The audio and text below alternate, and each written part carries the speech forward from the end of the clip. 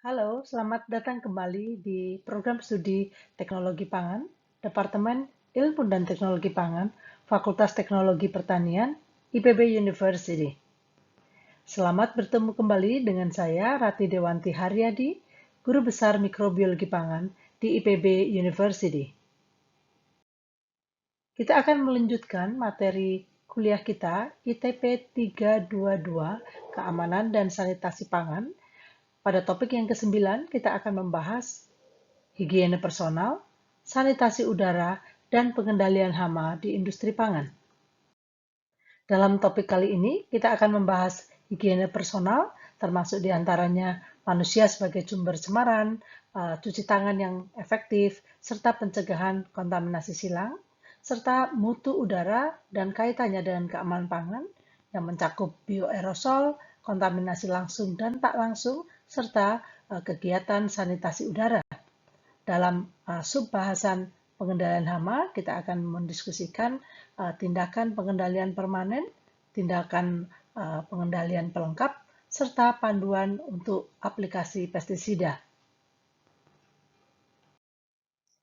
Setelah Anda menyelesaikan mata kuliah ini, Anda diharapkan dapat menjelaskan peran pekerja sebagai sumber dari pencemaran di industri pangan, menjelaskan cuci tangan yang efektif, menjabarkan kontaminasi silang, menjabarkan bioaerosol, menghubungkan bioaerosol dan keamanan pangan, membandingkan berbagai metode sanitasi udara, serta menjabarkan program pengendalian hama di industri pangan. Mari kita mulai dengan meninjau peran pekerja di industri pangan dalam hal kontaminasi. Kita tahu bahwa industri pangan tentu saja hanya bisa berjalan dengan adanya pekerja. Akan tetapi, pekerja adalah sumber dari cemaran yang dapat mencemari pangan. Pada kulitnya terdapat bakteri-bakteri yang secara permanen tinggal seperti Micrococcus luteus, Staphylococcus epidermis, serta bakteri yang secara sementara tinggal pada kulit seperti Staphylococcus aureus. Demikian pula kita dapat menemukan berbagai jenis mikroba pada jari-jari, kuku jari, rambut, mata, mulut, hidung, dan saluran pernafasan, serta saluran pencernaan, dan mungkin juga terbawa pada perhiasan yang dikenakannya. Di industri pangan, program-program higiene personal terutama ditujukan untuk mencegah terjadinya kontaminasi silang dan mencegah pekerja dari mengalami infeksi. Kegiatan-kegiatan higiene personal mencakup pencucian tangan, pengaturan tentang penggunaan perhiasan, pengendalian rambut, jambang, dan sebagainya, penggunaan apron, penutup rambut, sepatu, dan sebagainya, pengendalian kegiatan makan, minum, merokok, dan lain-lainnya, serta pengendalian dan pengaturan mengenai penggunaan kosmetik, konsumsi obat-obatan, dan sebagainya. Beberapa contoh kegiatan atau pengaturan terkait dengan pengendalian penyakit dan kebersihan misalnya adalah mengharuskan pekerja untuk mandi tiap hari sebelum bekerja, harus mencuci rambutnya sedikitnya sekali seminggu, harus memelihara kuku sehingga selalu bersih dan dipotong pendek, tidak ada penggunaan perhiasan di sekitar ruang produksi, jika mengalami atau menderita penyakit menular seperti TBC, hepatitis, maka harus melapor, dan pekerja dengan luka terbuka atau kulit yang terinfeksi tidak diperkenankan untuk mengerjakan atau menangani pangan secara langsung. Jika lukanya kecil, maka dapat juga ditutup dengan bandage dan kemudian menggunakan sarung tangan untuk melakukan kegiatan di ruang pengolahan. Pekerja juga harus dilatih untuk dapat mencuci tangan secara efektif sehingga tidak menjadi sumber cemaran. Juga para pekerja harus diajari dan diberitahu kapan saja dia harus membersihkan atau mencuci tangannya. Fasilitas pencucian tangan juga harus disediakan di industri. Umumnya sabun antiseptik yang mengandung senyawa antimikroba harus disediakan. Beberapa sanitizer yang bisa digunakan mencakup klorin, iodin, dan alkohol yang harus secara rutin dimonitor dan dibersihkan dan diganti jika habis. Pekerja juga seharusnya mengenakan alat pelindung diri untuk mencegah kontaminasi silang, dapat berupa seragam, baju atau apron, penutup kepala atau penutup rambut, masker, sarung tangan yang bersih, harus dipastikan kebersihannya dan tidak menjadi sumber cemaran, terutama jika tangan berkeringat, atau paling tidak harus tahu kapan mencuci tangannya dan cara mencuci tangan dengan baik sehingga tidak menjadi sumber cemaran. Pekerja dengan gejala berikut harus diwaspadai dan tidak diperkenankan bekerja, misalnya mereka yang mengalami diare, sakit tenggorokan, demam, memiliki luka terbuka, muntah, memiliki luka dengan nanah, memiliki mata, kulit, atau urin yang berwarna kuning. Di samping itu, kadang-kadang pekerja bisa saja merupakan orang yang tak bergejala atau karier yang membawa patogen enterik seperti Salmonella, Shigella, dan sebagainya tanpa menunjukkan gejala penyakit. Ada beberapa carriers yang perlu diwaspadai di dalam praktek-praktek kegiatan produksi pangan. Yang pertama adalah convalescent carriers. Convalescent carriers adalah orang-orang yang baru sembuh dari sakit sehingga mungkin masih membawa virus atau bakteri dalam tubuhnya meskipun sudah tidak lagi sakit. Yang kedua adalah chronic carriers. Ini adalah orang-orang yang tidak banyak jumlahnya tetapi membawa mikroorganisme di sepanjang hidupnya tanpa menunjukkan gejala penyakit. Dan yang terakhir adalah contact carrier. Ini adalah orang-orang yang baru berkontak dengan orang-orang yang sakit dan tertular atau terinfeksi sehingga membawa bakteri atau virus tersebut meskipun tidak menunjukkan gejala. Jadi, tujuan utama dan tujuan akhir dari program higiene personal di industri pangan adalah untuk memastikan tidak terjadinya kontaminasi silang, yakni berpindahnya bahaya biologi maupun kimia ke produk yang diolah, baik itu dari bahan baku maupun dari tangan pekerja atau dari lingkungan. Pencegahannya sudah kita pelajari tadi dengan memastikan pekerja mempraktekkan kegiatan yang mencegah kontaminasi silang, memisahkan bahan baku dari bahan yang sudah diolah, dan desain pabrik yang dapat mencegah kontaminasi silang. Masih ingat kan materi ini pada minggu lalu? Mari kita lihat nomor 1 adalah distinct hygienic zones yang ditetapkan di dalam fasilitas sedemikian rupa sehingga trafik atau lalu lintas pekerja, bahan baku maupun produk dapat terkendali sehingga tidak menimbulkan kontaminasi silang. Berikutnya, pada prinsip desain saniter untuk bangunan dan fasilitas juga mencakup dua hal ini. Pengendalian suhu ruang dan kelembabannya, serta pengendalian laju dari udara dan mutu dari udara. Nah, kita akan membahas topik ini pada slide berikut. Apakah hubungan antara mutu udara dan keamanan pangan? Udara di luar seringkali memiliki atau mengandung 200 sampai 1.500 bakteri per meter kubik. Jadi kalau kita menggunakan AC yang mengalirkan 10.000 meter kubik udara per jam, kita berarti memasukkan 2 sampai 15 juta bakteri per jam. Di dalam ruang pengolahan pangan, umumnya dipasang sistem filter seperti air handling unit, air filters, HVAC system untuk memastikan bahwa kontaminasi minimal dengan cara mencegah mikroorganisme masuk ke ruang pengolahan. Mengenai peran mikroba dari udara terhadap mutu dan keamanan pangan sendiri masih diperdebatkan. Beberapa mengatakan sangat penting dan signifikan memengaruhi, tetapi beberapa mengatakan tidak. Mari kita mempelajari mutu udara dengan mengenal apa itu bioaerosol. Bioaerosol adalah partikel, baik padat ataupun cair, yang tersuspensi di udara dan membawa mikroorganisme atau mikroba.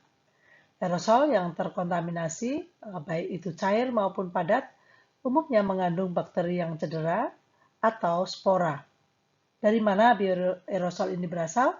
Bisa dari kaki atau roda yang memercik ketika melewati cairan, kendaraan yang melalui genangan air, aplikasi dari pembersih yang menggunakan tekanan tinggi, atau penggunaan udara bertekanan yang tidak melalui filter yang baik.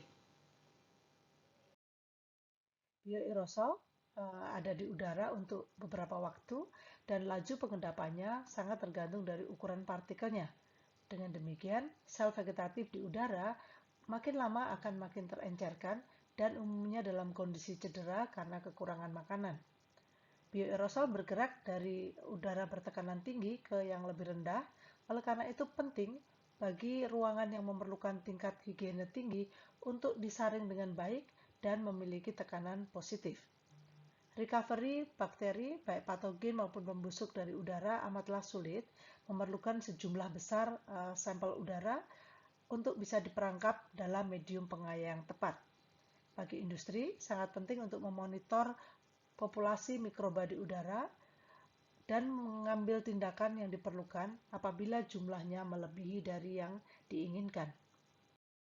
Kontaminasi oleh mikroorganisme di udara dapat bersifat langsung maupun tidak langsung.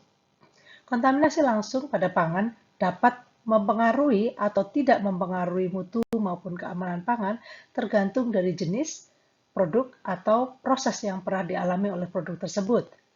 Apabila bioaerosol mengkontaminasi produk yang memiliki sifat intrinsik ataupun ekstrinsik yang menghambat, maka tidak terdeteksi mikroorganisme dari udara pada pangan tersebut. Akan tetapi, jika bioaerosol mencemari produk yang mendukung pertumbuhan mikroorganisme, maka bakteri yang mengkontaminasi tersebut umumnya dapat dideteksi setelah suhu dan waktu inkubasi tertentu. Sebagai contoh, kontaminasi susu oleh bakteri Psikrotropik Pseudomonas dari udara pernah terjadi. Demikian juga Alisiclobacillus yang mencemari jus buah, serta Clostridium escherichicum pada daging yang dikemas secara vakum. Kontaminasi tidak langsung dapat terjadi jika sejumlah kecil mikroorganisme di udara mengenai area di pabrik yang mendukung pertumbuhan, misalnya area di mana ada genangan air, area di mana ada struktur yang memerangkap mikroorganisme dan tersembunyi, yang mengakibatkan bakteri atau mikroorganisme yang cedera dari udara tadi dapat sembuh. Pertumbuhan mikroba ini kemudian dapat mencapai jumlah yang tinggi dan kemudian pertumbuhannya dapat dideteksi dan dapat menyebabkan kontaminasi baik pada pangan yang kondusif maupun yang memiliki sifat menghambat pada pertumbuhan mikroba. Karena udara mungkin membawa mikroorganisme yang tidak diinginkan dalam pangan, maka program sanitasi udara lazim diterapkan di industri pangan. Sanitasi udara adalah sistem untuk menghilangkan partikel pada udara yang bertujuan untuk melindungi orang dari infeksi serta pangan dari pencemaran. Sanitasi udara penting bagi industri pengolahan pangan, industri kemasan, serta ruangan di mana materi steril disimpan untuk dipertahankan kesterilannya. Faktor yang menetapkan bagaimana suatu gedung kondusif terhadap penyebaran penyakit mencakup adanya pengendalian suhu dan kelembaban, jumlah dan distribusi udara dari luar, efisiensi dari filter yang dipasang, kebersihan fasilitas, jumlah dan jenis permukaan, serta tingkat higiene dari penghuninya. Dalam hal ini adalah pekerja di industri pangan. Berikut adalah beberapa peralatan yang digunakan untuk sanitasi udara. Yang pertama adalah ventilasi. Ventilasi atau ventilator adalah bukaan atau alat yang memungkinkan udara segar masuk ke dalam ruangan yang tertutup. Pada umumnya, penurunan jumlah mikroba di udara dapat tercapai dengan aliran yang bersifat laminer.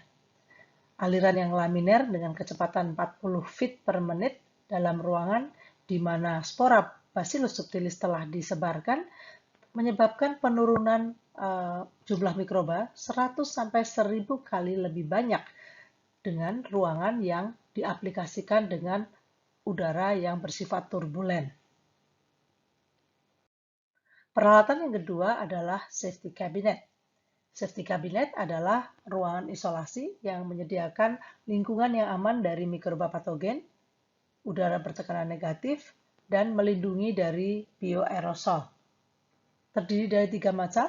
Kelas pertama adalah X-House Protection Cabinet yang dirancang untuk melindungi operator dengan cara memelihara atau mempertahankan udara yang bergerak cepat di dalamnya yang memerangkap patogen dan mendepositkannya pada filter efisiensi tinggi.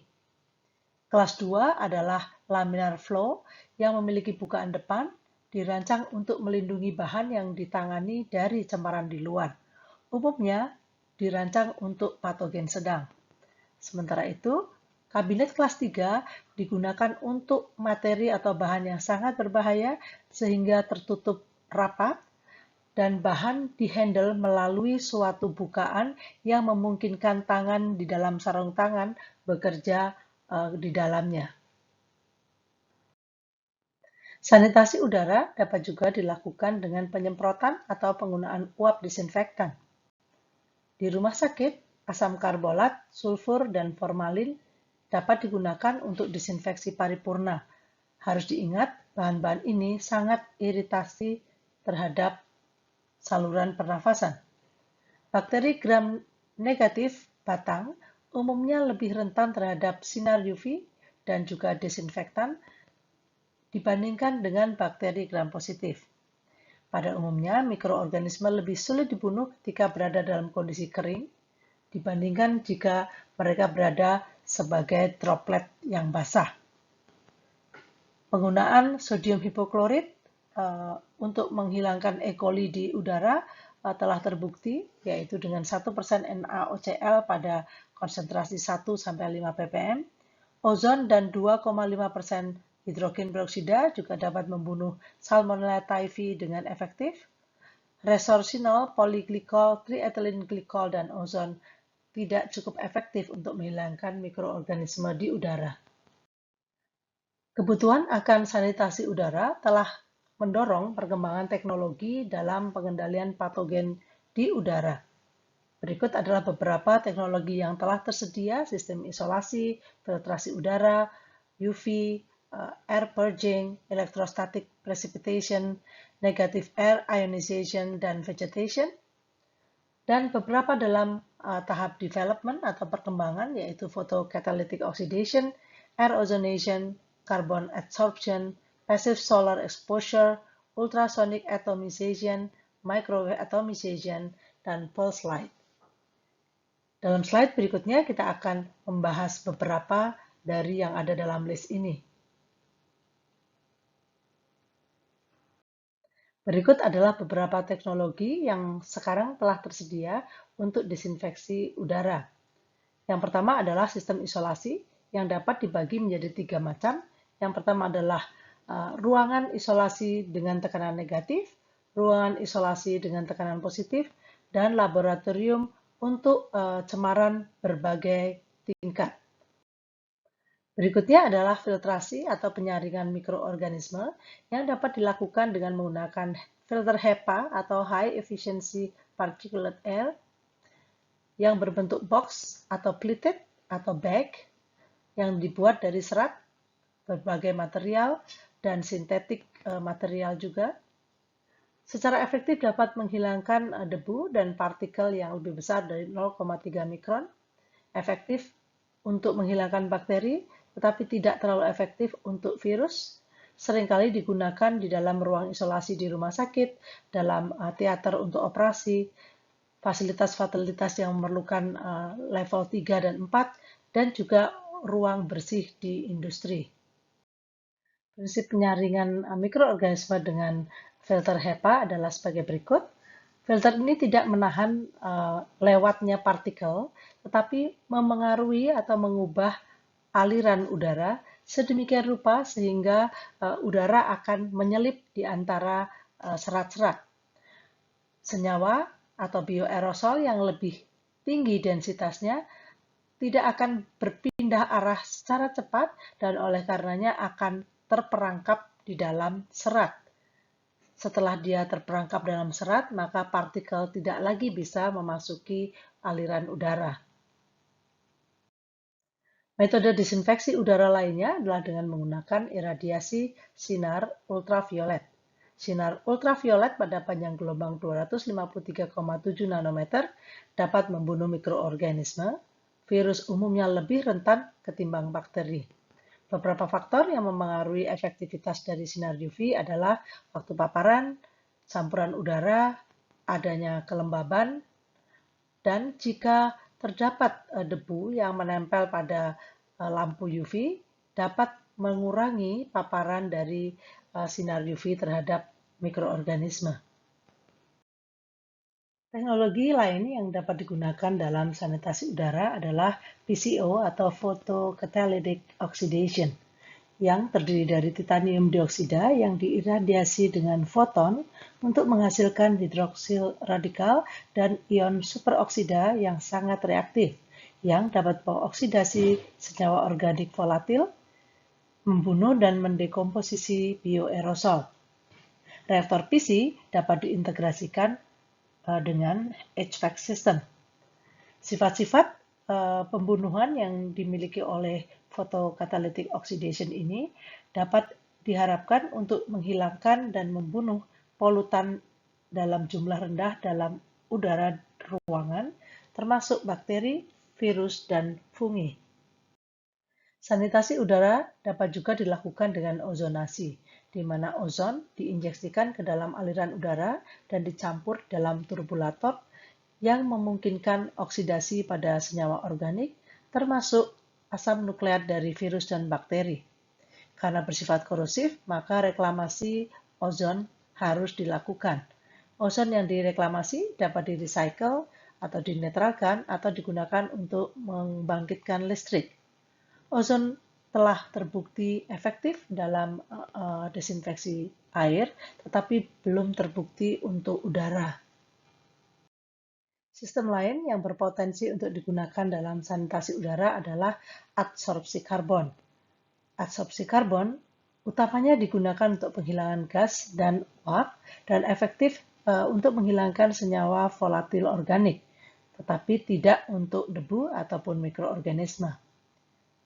Sistem ini memiliki materi yang terbuat dari arang aktif dengan permukaan yang sangat luas yang memungkinkan molekul gas untuk menempel pada permukaan. Meskipun mungkin tidak memiliki dampak yang signifikan terhadap mikroorganisme, tetapi dapat digunakan untuk menghilangkan senyawa organik volatil yang dihasilkan oleh fungi maupun bakteri. Penggunaan adsorpsi karbon untuk pengendalian virus berpotensi untuk dilakukan, misalnya dengan meningkatkan ukuran pori 10 kali. Program sanitasi lainnya yang biasanya diterapkan dalam industri pangan adalah pengendalian hama. Kita mengetahui bahwa hama dapat membawa patogen bawaan pangan. Lalat dan kecoa dapat memindahkan patogen seperti Salmonella, Staphylococcus, dan lain-lainnya. Tikus adalah sumber dari Salmonella dan parasit. Burung adalah inang bagi berbagai patogen, termasuk diantaranya Salmonella dan Listeria.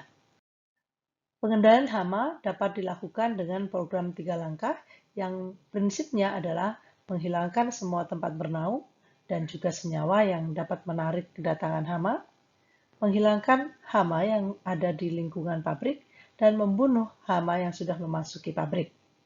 Untuk program lengkapnya, maka diperlukan persyaratan monitoring keberadaan atau ketiadaan hama, dan kondisi-kondisi yang perlu diwaspadai adalah lokasi pabrik dan pabrik, struktur dan tata letaknya, mesin-mesin yang ada dalam pabrik, serta peralatan dan pirantinya, pemeliharaannya, pembuangan limbah, dan aplikasi dari pestisida.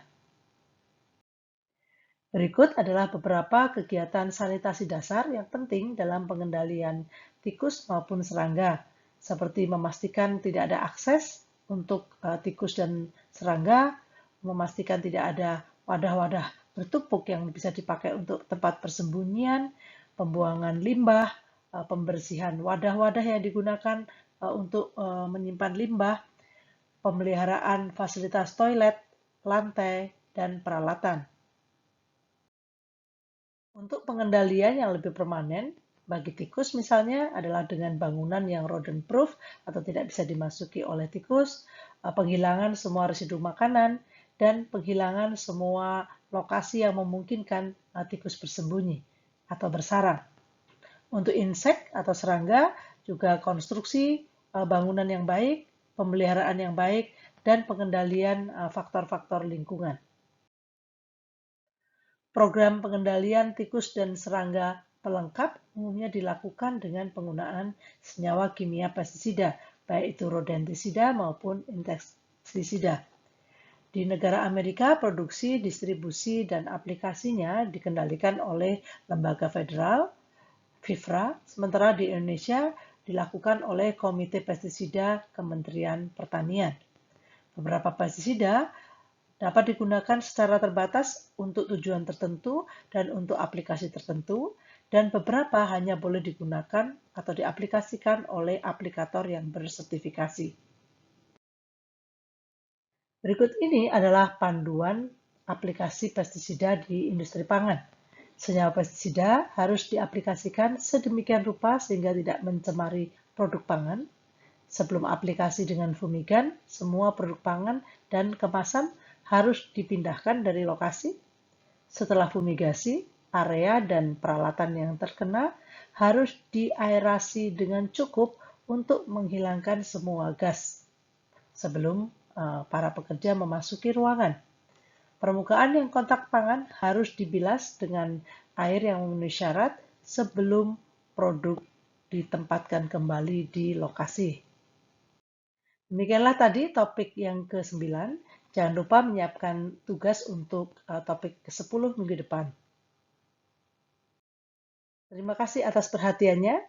Assalamualaikum warahmatullahi wabarakatuh.